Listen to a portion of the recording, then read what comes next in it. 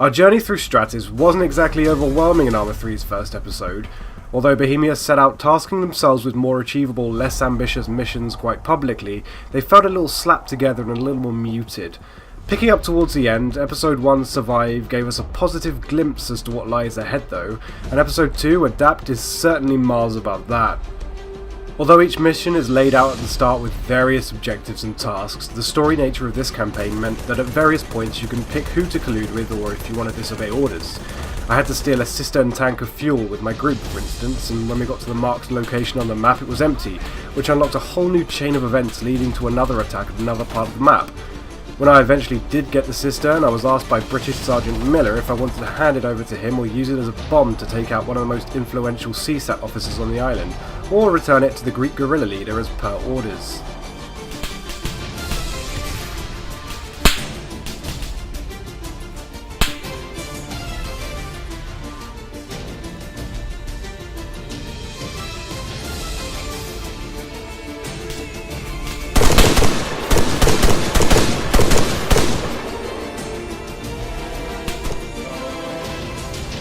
That's what you kind of are in Adapt. You're a guerrilla fighter, albeit with a better, more dynamic inventory of weapons than in Survive.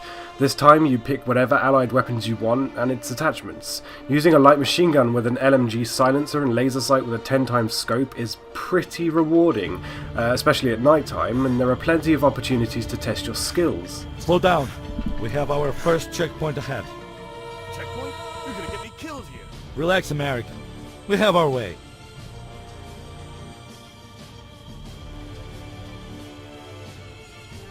Well, nothing, American. Drive on when the way is clear. And Adapt will test your skills. In some ways, a pain in the ass for the newcomer, Adapt doesn't really have much of a tutorial, but it asks a lot more strategy from you. If you're not used to Arma, you could find yourself dying arbitrarily as though something were wrong. In reality though, careful attention to the AO of enemy forces and trying to outwit patrols and circumvent squads will keep you alive. It's important to remember that you're a guerrilla here and the enemy are always stronger than you. You're always outnumbered. Engaging!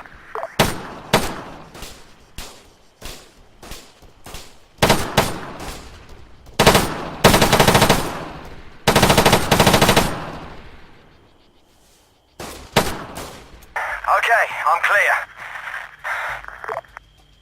Slingshot, get over here with the truck. Slingshot, do you copy? Over. God damn it, Falcon. Our truck is wrecked. CSAT will be all over this area in no time. No, you still won't get to use the tanks, helicopters, LAVs, artillery or anything else. This is a squad-based, character-driven campaign. But trust me on this, it sets you up for all of that glorious third part coming later. That I cannot wait for. I really wish they could have considered a cooperative campaign, because for guys who want a campaign experience in a sandbox environment, it's always best played with friends. Picking between ambushing an enemy base or taking down a helicopter you've tricked into landing nearby are strategic choices you get to make based on your style of play, but it pains me when I think about how this campaign would have worked perfectly in multiplayer. Why no co-op? This is inexcusable, but it's still a great single player experience.